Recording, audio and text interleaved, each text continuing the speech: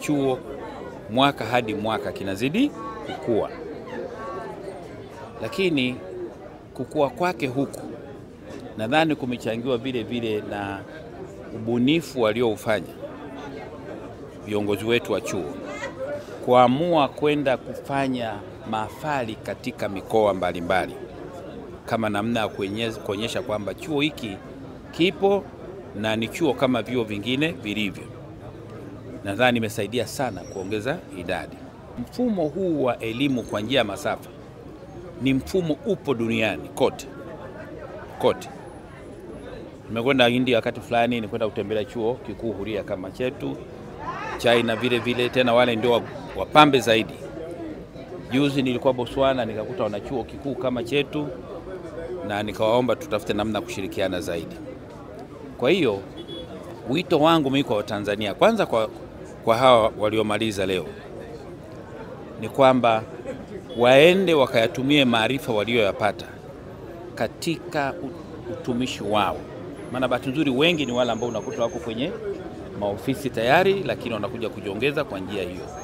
Hayo maarifa walioyapata sasa, mafunzo walioyapata sasa kwenye fani zote ambazo unakuta hata katika maisha ya kawaida ni fani tunazozitafuta sana, wakawe mfano mzuri.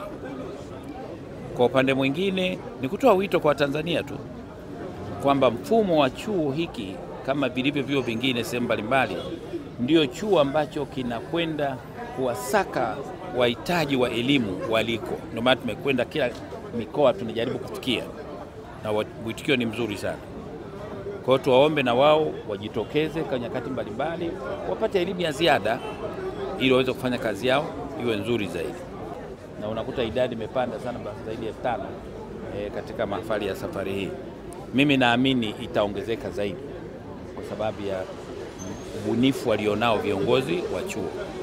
Tunajaribu kuwafikia wanafunzi hawa kila walipo, tukiamini kwamba kwa sababu wengi wametoka kwenye maofisi, ni wafanyakazi, akirudi na hii elimu aliyoipata anafanya vizuri zaidi. Ukiwa unasoma PhD unasimamia na supervisors wawili. Nilianza safari hii mwaka 2020 wakati nilikuwa mkurugenzi wa fedha kule TASAC. Nilikuwa sijajua nitakuja kuwa CEO au mkurugenzi mkuu wa LATRA sasa hivi. Safari hii inatakiwa ukatie tamaa, usikatie tamaa. Lakini pia kazi ya PhD ni ya utafiti. Wewe ndio mwenye kuchagua topic, supervisor wanakuongoza. Lakini pia wanapitia kazi yako na wanakupa mwongozo namna gani unaweza kufanya kazi yako. Kwa lazima usome, uwe na muda wa kusoma wa kutosha, urudishe kazi waitizame, wakurudishie. Safari haikuwa ndogo. Kwanza ile hatua ya kutengeneza proposal ikapita. Alafu uruhusiwe kwenda kukusanya taarifa zile data. Ufanye data analysis. Yaani ina mchakato wake. Mimi ningekuwa ni wakukata tamaa na wao wanajua sio swala mchezo kwenye utafiti. Yaani ningeshaacha siku nyingi. Na kuna watu tumeanza nao wameacha.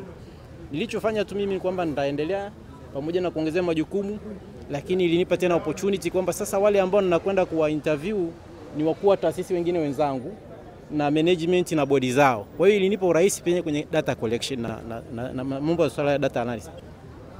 Chuo Kikuu Huria cha Tanzania watu wasidharau. Hata Mheshimiwa Rais kasoma Chuo Kikuu Huria cha Tanzania.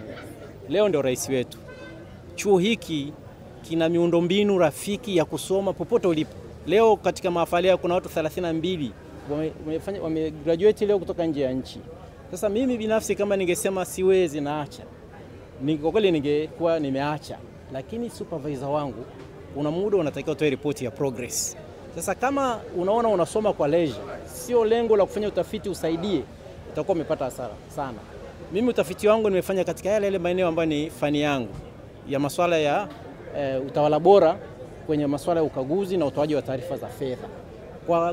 Kwa kuwa ni eneo langu la utafiti na nilisoma huko nyuma kuanzia uhasibu mpaka nafika sasa nafanya utafiti katika eneo hili, na mapendekezo yangu ni kwenda kuboresha, na nimeangalia zaidi pia taarifa ya mkaguzi na mdhibiti mkuu wa hesabu za serikali kuona namna gani zile bodi za ukaguzi zinatekeleza yale mapendekezo ya CAG pamoja na mapendekezo ya kamati ya bunge ya usimamizi katika masuala ya fedha. Kwa hiyo kwa namna fulani pia ule uchaguzi, sifa za wale wajumbe wa bodi wanaochaguliwa na waone kwamba ukichaguliwa kwa bodi member sio ni leisure, sio kwamba unafurahia, hongera, unaenda kuchukua dhamana, unaenda kuchukua majukumu ya kusimamia taasisi iende kule ambapo Mheshimiwa Rais anataka. Kwa majina naitwa Suzan Shesha. Mimi ni katibu wa chama cha walimu mkoa wa Pwani, lakini leo tuna furaha kwanza maafa kufanyika ndani ya mkoa wetu, lakini kwa kweli kipekee tukishukuru Chuo Kikuu Huria cha Tanzania kinatoa elimu, haijalishi huko umbali kiasi gani, na ni elimu bora ambapo haikubani muda pamoja na majukumu ya kazi ambayo tunayo, ila hawajai kutuzuia sisi kuendelea kusoma. Kwa hiyo natoa shime kwa wanawake wa Tanzania wote wale kujiendeleza na kujiupdate ili kuweza kufikia malengo yetu. Kulisimamia pamoja na elimu hii tumeipata ni uongozi wa kimkakati kupitia elimu ambayo tumeipata, lakini ni ubunifu zaidi, na ni imani yangu kwamba huu sio mwisho. Mwanzo wa safari hii ya masters ni ufunguo wa safari inayofuata ambayo ni ya PhD. Jambo la kwanza ni fursa ya kusoma, haijalishi huko mbali kwa kiasi na kiwango gani.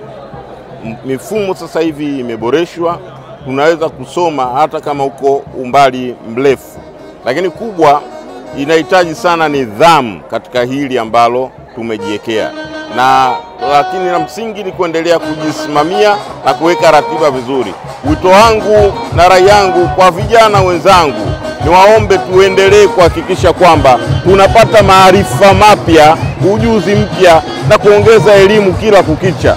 Na hii mfumo wa elimu ya umbali umerahisisha, umesaidia. Kikubwa ni commitment and dedication.